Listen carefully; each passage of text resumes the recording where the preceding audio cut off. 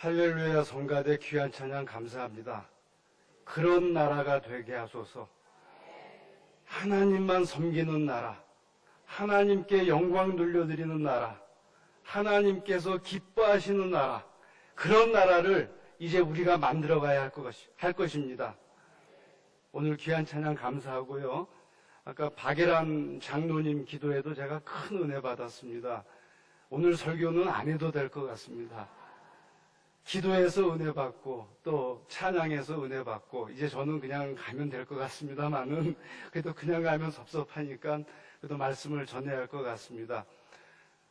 남원제일교회 성도님 여러분 반갑습니다.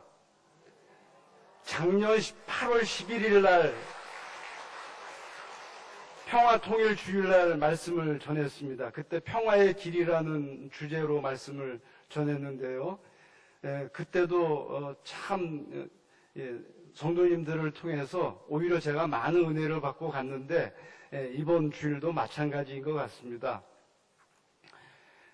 제가 페이스북을 통해서 또 우리 장효수 목사님 통해서 이제 이렇게 남원제일교회 소식을 이렇게 접하게 되는데 참 지역사회에서 또 지역교회에서 섬기는 역할에 앞장서는 교회다 이런 생각을 하면서 제가 자랑스러운 후배를 뒀구나 또 자랑스러운 정말 남원제일교회 성도님들이 또 잘 이렇게 협력하고 또 지원해서 멋진 지역교회로 소금과 빛으로 우뚝 서고 있구나 하는 것을 보면서 감사한 마음을 갖고 있습니다. 오늘 평화통일주일 예배에 참석하신 여러분 한 분 한 분과 여러분의 가정과 일터 위에 그리고 남원제일교회 위에 하나님의 평화가 가득 넘치기를 축원합니다. 몇 년 전 연세대학교 동료 교수들과 함께 베트남 다낭에 있는 국립외국어대학을 방문한 적이 있습니다. 그곳에서 대학 관계자들을 만나 서로 관심사를 나누었죠. 먼저 그 대학의 부총장께서 환영의 인사를 했고 방문자들 가운데 책임자였던 제가 답사를 하게 되었습니다. 무슨 말로 답사를 할까 고민을 하다가 한국이 베트남에 대해서 사과할 것이 참 많다라는 생각이 가슴속에서 벌쩍 올라오기 시작했습니다. 그래서 사과의 내용을 담아서 답사를 해야 되겠다 이렇게 작정을 했습니다. 한국은 직접적인 이해관계가 없는 베트남 전쟁에 용병으로 참가한 부끄러움이 있습니다. 당시 한국은 베트남의 무고한 양민을 학살하기도 했습니다. 또한 전쟁 중에 태어난 호녀라, 라이따이안이라고 하죠. 이 라이따이안들에 대해서 한국인 아버지들 대다수가 자기 책임을 회피했습니다. 더 나아가 코리안 드림을 갖고 한국에 온 베트남 노동자들 그리고 결혼 이민자들에 대해서 한국인 기업가들과 남편들은 사람다운 대접을 제대로 하지 못했습니다. 그래서 저는 한국의 이런 부끄러운 일들을 나열하고 진심으로 용서를 구했습니다. 그렇게 말씀을 드렸더니 다낭 국립외국어대학 부총장을 비롯한 그 대학 교수님들이 한국인에게서 이런 사과를 들어보긴 처음이다 이러면서 오히려 감사하다고 그렇게 응답을 했습니다. 짧은 만남이었지만 참석한 모두 큰 감동을 주고받는 그런 귀한 시간이 되었습니다. 오늘 성경 말씀은 동생에게 속았던 형 에서와 20년 만에 고향으로 돌아온 동생 야곱의 만남을 보여주고 있습니다. 야곱은 장자권에 대한 욕심으로 형을 2번이나 속였습니다. 장자권이라는 것은 임의로 주고받을 수 없는 것인데도 야곱은 팥죽 한 그릇으로 형을 속였습니다. 그리고 아버지 이삭의 축복을 가로채기 위해서 아버지도 또 형도 다시 한번 속였습니다. 이를 알게 된 에서는 동생을 죽이겠다고 결심할 정도로 크게 분노했습니다. 야곱은 형의 분노를 피해서 삼촌 라반의 집으로 도망갔고 드디어 20년 후 가족과 함께 고향으로 돌아갈 것을 작정하고 실행하는 바로 그 장면이 오늘 성경 말씀 본문입니다. 형 에서를 곧 만나는 상황이 되자 야곱에게는 많은 생각이 들었을 것입니다. 과연 형이 자기를 용서해 줄 수 있을까? 형이 자기 가족들에게 보복하면 어떻게 되지? 이제 형을 만나게 되면 형과 동거하면서 함께 협력하면서 살 수 있을까? 오늘 성경 말씀을 통해서 우리는 의미 있는 만남과 관련해서 몇 가지 중요한 통찰을 발견할 수가 있습니다. 첫째로 친형제자매나 친척관계라도 욕심을 제어하지 못하면 언제든지 분열할 수밖에 없다는 것입니다. 형의 장자권을 욕심낸 야곱과 동생에 대한 아버지의 축복을 인정하지 못한 에서는 두려움과 살해 동기가 작동하면서 더 이상 함께 살 수 없었습니다. 카인과 아벨의 경우도 마찬가지였죠. 카인은 경쟁심에 사로잡혀 동생 아벨을 돌로 쳐 죽였습니다. 결국 땅에서 유리방황하면서 살아야 하는 영원한 분열 상태에 이르고 말았습니다. 아브라함과 롯도 더 많은 재산에 대한 욕심으로 혈육임에도 불구하고 분리될 수밖에 없었습니다. 우리나라 재벌가에서도 유산 분배와 경영권 승계 과정에서 형제 자매 간에 분란이 생기는 경우가 참 많습니다. 재산의 규모가 크든 작든 장례식장에서 유가족들 간의 유산과 부의금 분배 문제로 갈등하고 분열하는 그런 경우도 우리는 종종 목격합니다. 이러한 분열은 언제나 욕심에서 비롯됩니다. 욕심이 문제죠. 그래서 야고보 기자는 욕심이 잉태하면 죄를 낳고 죄가 장성하면 사망을 낳느니라 라고 말했습니다. 최소한의 소유가 충족되면 있어도 그만 없어도 그만인 것이 재물인데도 만족을 모르는 끝없는 욕심 때문에 서로 분열하고 사망에 이르는 사람들이 참으로 많습니다. 매우 안타까운 현실입니다. 둘째로 분열된 관계를 회복하기 위해서는 돌이키는 회개의 용기와 함께 실제적인 만남의 준비가 필요하다는 것입니다. 야곱은 삼촌 라반의 집에서 고향으로 돌아가기로 결심하고 형과 만나기 전에 자신이 고향으로 가고 있다는 사실을 전령을 통해서 미리 전달했습니다. 형을 만나기 전에 많은 선물을 보내어서 형의 환심을 사로잡고자 했습니다. 우리의 삶에서 분열이란 언제나 그 자체로서 죄라는 것을 우리가 알아야 합니다. 성경을 보면 아담과 하와가 죄를 지었기 때문에 하나님과 분열하고 부부인 그들이 서로에게 죄를 지었기 때문에 분열한 것이 아닙니다.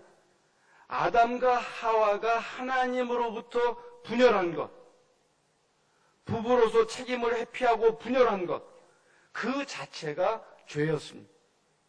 12지파로 구성된 이스라엘 민족이 하나의 국가를 유지하지 못하고 남쪽 유다와 북쪽 이스라엘로 분열한 것 역시도 이스라엘 민족의 죄였습니다. 마치 지남철의 N극과 S극이 서로를 그리워하며 하나로 결합하기 위해서 애쓰는 것처럼 분열된 상태에서 상대를 향해 돌이키는 용기가 있을 때 우리는 드디어 만남의 구체적인 자리에 도달할 수 있습니다. 만남이란 그리워하는 정도에 머물지 않고 실질적인 준비를 해야 합니다. 야곱처럼 구체적으로 준비해야만 만난 후에 상호 신뢰와 변화의 기회를 얻을 수가 있습니다.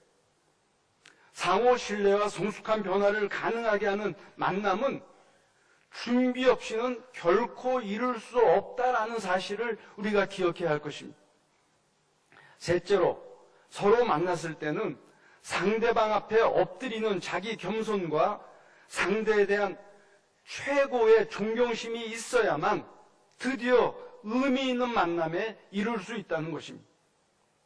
야곱은 형 에서를 만나자마자 7번이나 엎드려서 절을 했고 심지어 형의 얼굴을 보는 것이 하나님의 얼굴을 보는 것과 같다라고 말했습니다. 야곱은 형 앞에서 자신을 아무것도 아닌 존재로 여기면서 형의 선처에 전적으로 맡기는 그런 의지를 보여주었습니다. 잘못이 많았던 야곱은 자기를 전혀 주장할 수가 없었으며 오직 형의 은혜로운 처분만을 기다려야 했습니다. 자기와의 만남을 진심으로 기뻐하는 형을 하나님의 얼굴을 보는 것 같다라고 말했던 것은 형에 대한 최고의 찬사이자 존경심의 표현이었습니다.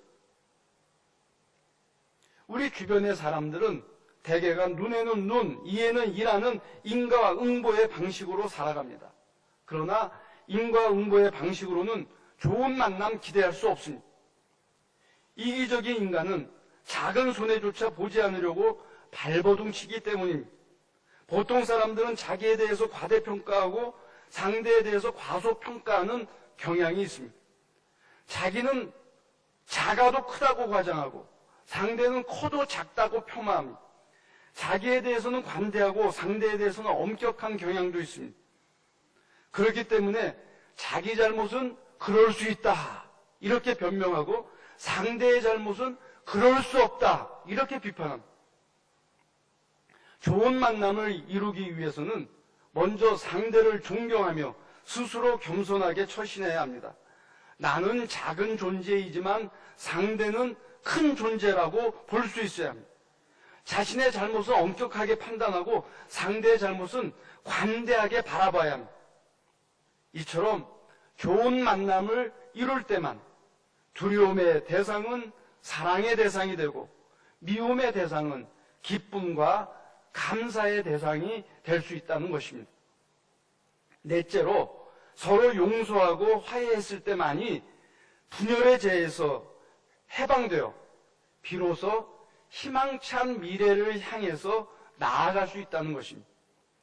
야곱과 에서는 서로 안고 목을 어긋해 입을 맞추고 울음으로 용서와 화해의 자리로 나아갔습니다. 드디어 두 사람은 형제관계를 회복했고 적대적인 민족들 사이 한가운데서 서로 협력하며 동거할 수 있게 되었습니다. 서로 분열된 채로 사는 것, 서로 경쟁하며 사는 것, 서로 미워하며 사는 것, 서로 분노하며 사는 것은 사실 상대를 죽이기 전에 먼저 자기 자신을 죽이는 것입니다. 야곱과 에서는 분열된 채로 자기들 스스로를 죽이며 지냈던 과거의 삶이 너무나 안타까워서 울었습니다. 그리고 그 삶에서 해방된 것이 너무나 감격스러워서 그래서 울었습니다. 특히 야곱은 형의 용서와 화해 없이는 결코 기대할 수 없었던 하나님의 약속까지 기대할 수 있게 되었습니다. 야곱은 고향을 떠날 때 베델에서 하나님을 만났고 하나님께서는 그곳에서 약속의 말씀을 주셨던 것이죠. 나는 여호와니 네가 누워있는 땅을 내가 너와 너의 자손에게 주리니 너의 자손이 땅의 티끌같이 되어 네가 사방으로 퍼져나갈지며 땅의 모든 족속이 너와 너의 자손으로 말미암아 복을 받으리라. 야곱에게 주신 이 하나님의 약속은 형을 만나 용서와 화해의 자리에 이르기 전까지는 그저 막연한 약속에 불과했습니다. 그러나 용서와 화해에 이른 야곱에게 이 하나님의 약속은 구체적인 실현의 출발이 되었습니다. 우리 예수님께서는 예물을 제단에 드리려다가 거기서 형제에게 원망드릴 만한 일이 생각나거든 예물을 제단 앞에 두고 먼저 가서 형제와 화목하고 그 후에 와서 예물을 드리라 이렇게 가르치셨습니다. 우리 역시 서로 용서하고 화해할 때만 하나님 앞에서 진정한 예배를 드릴 수 있고 진정한 예배를 드릴 때만 새로운 관계와 밝은 미래를 향해서 나아갈 수 있음을 기억해야 하는 것입니다. 끝으로 회개를 통해 용서와 화해의 자리에 이른 사람만이 모든 것이 하나님의 은혜였다고 그렇게 고백할 수 있다는 것입니다. 야곱은 에서가 눈을 들어 여인들과 자식들을 보고 너와 함께한 이들이 누구냐라고 물었을 때 하나님께서 은혜로 주신 아내와 자식들입니다. 이렇게 대답했습니다. 또한 에서가 그의 선물을 거절할 때 하나님께서 은혜를 베푸셔서 나의 소유가 풍성하니 형님 이 선물 받아주십시오 라고 강권했습니다. 야곱은 파란만장했던 자신의 과거 20년을 하나님의 은혜라는 한마디로 요약하고 있었던 것입니다. 그는 삼촌의 집에서 힘겹게 살았지만 하나님의 은혜로 대가족을 이룰 수 있었다고 고백했습니다. 삼촌과 사촌 형제들의 견제가 심했지만 하나님의 은혜로 수많은 가축과 재산을 형성할 수 있었다고 고백했습니다. 20년의 타향살이가 쉬운 일은 아니었지만 하나님의 은혜로 금이 환양할 수 있었다고 고백했습니다. 우리 역시도 세상에서 다양한 일을 경험하면서 살아갑니다. 기쁜 일도 슬픈 일도 경험합니다. 성공도 경험하지만 실패도 경험합니다. 건강할 때도 있지만 또 질병에 처할 때도 있습니다. 대부분의 사람은 기쁨과 성공, 건강에 대해서는 감사하지만 슬픔이나 실패, 질병에 대해서는 원망하는 경향이 있습니다. 그러나 진정한 신앙인이라고 하면 슬픔을 경험하더라도 하나님의 은혜로 인해 슬퍼하는 자들의 심정을 이해하고 그들의 슬픔에 동참할 수 있게 되었다고 고백할 수 있습니다. 실패했더라도 하나님의 은혜로 연단의 기회를 얻게 되었다고 고백할 수 있습니다. 설사 극심한 고통 한가운데 있을지라도 하나님의 은혜로 자신의 인생을 돌아보는 기회가 되었다고 감사하고 더 큰 고통에 이르지 않게 되었음을 감사하다고 그렇게 고백할 수 있습니다.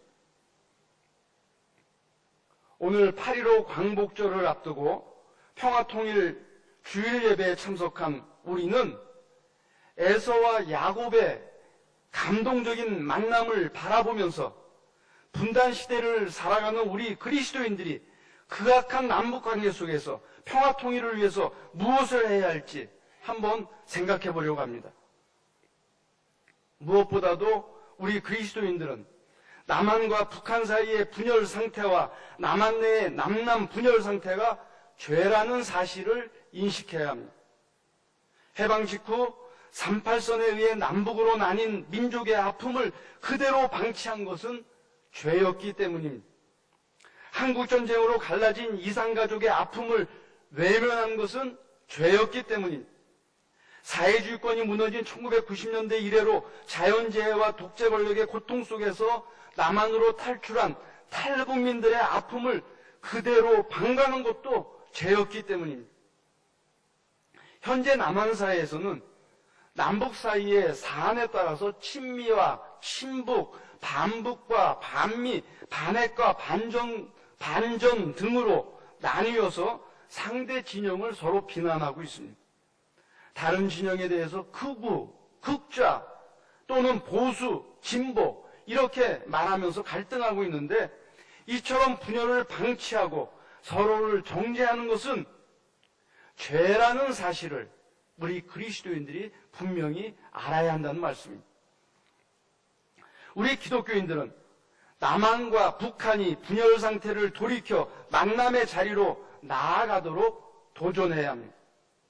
1990년대 북한의 고난의 행군 시절 이후 그 어려움을 직시한 남한이 대북 인도주의적인 지원을 하면서 남북한은 서로 만나기 시작했습니다. 2000년 김대중 대통령 시절이죠. 6.15 선언 이후 금강산 관광과 개성공단 운영을 통해서 남북 간의 만남이 한동안 활발했습니다. 당시 남북 간의 만남은 한반도의 긴장을 완화시켰고 외국 기업의 투자를 활발하게 유치하는 그런 기회가 되었습니다. 평화 통일이 멀지 않았음을 가슴 벅차도록 희망하는 그런 시간이기도 했습니다. 그러나 북한이 핵을 보유하게 된 이후, 특별히 지난해 말 9.19 군사 합의가 실질적으로 파괴된 이후 한반도 남북의 긴장과 갈등은 그 어느 때보다도 심각해졌습니다. 현재의 상황은 한반도에 전쟁이 당장 발발한다고 해도 이상할 것이 없을 정도가 돼버렸습니다. 이런 상황에서 남한이 먼저 신뢰를 주기 위해서 노력하고 다양한 만남의 자리를 의지적으로 만들어내야 합니다. 만나야 서로 이야기를 들을 수가 있죠. 만나야 서로 이해할 수 있죠. 만나야 그나마 타협의 자리에 도달할 수 있기 때문에 그렇습니다. 우리 기독교인들은 남한과 북한이 자기 의를 서로 주장하기보다는 상대를 우선적으로 존중하도록 제안하고 격려해야 할 것입니다. 상대는 가해자이고 자신은 피해자라는 주장, 상대는 공격자이고 자신은 방어자라는 주장, 상대의 무기는 공격용이고 자신의 무기는 방어용이라는 주장, 상대의 군사훈련은 공격훈련이고 자신의 군사훈련은 방어훈련이라는 이런 주장만 일방적으로 고집하는 한 남북 사이에 결코 가까워질 수가 없습니다. 자기만을 의롭다고 보는 주장을 접고 이제는 상대를 역지사지해서 바라보는 것이 필요합니다. 미국의 최근 군사 통계를 보니까요, 지난 10년간 세계에서 미국의 무기 수입에 가장 많은 비용을 지불한 나라가 사우디아라비아였어요. 그 다음이 오스트레일리아였어요. 그 다음이 우리 대한민국입니다. 7위인 일본이 37억 5,200만 달러를 지불한 것에 비해서 3위인 우리 대한민국은 67억 3,100만 달러, 우리 돈으로 8조 원가량을 지불했습니다. 남한이 무기를 수입할 때마다 북한에게는 그것이 굉장한 위협이 된다는 점을 남한 국민들은 인정해야 합니다. 북한은 강대국 틈바구니에서 자신을 보호한다는 명목으로 핵무기를 보유하는 상황까지 이르렀지만 그것이 남한과 주변 국가들을 크게 위협하고 있다는 사실을 그들도 인정해야 하는 것입니다. 흔히 강자와 약자의 관계에서 강자는요, 자존심이 상해도 약자를 품을 수 있는 여유가 있습니다. 왜? 자신감이 있기 때문에 그렇습니다. 그러나 약자는 강자로 인해서 자존심을 상하게 되면 강자를 더 이상 상대하려고 하지 않습니다. 자존심의 이 상처를 털어버릴 만한 여력이 없기 때문에 그렇습니다. 그러므로 핵무기를 제외하고 모든 면에서 강자인 남한이 약자인 북한을 배려하고 존중하는 것이 상호 신뢰 회복을 위해서 절실한 사항이다라는 것을 우리가 먼저 알아야 되고 또 그러한 사실을 권면해야 된다라는 이야기입니다.